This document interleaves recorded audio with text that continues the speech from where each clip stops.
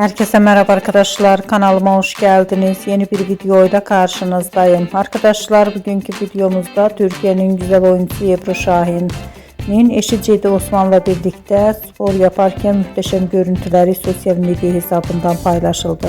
Ben de bu görüntüleri sizler için YouTube kanalımda video halinde sunuyorum. Umarım beğenirsiniz. Arkadaşlar, videomu beğendiyseniz kanalımı izlemeyi ve bildirim butonuna basmayı unutmayın. Şimdilik benden bu kadar olsun. Yeni videomuzda görüşmek üzere. Hoşça kalın.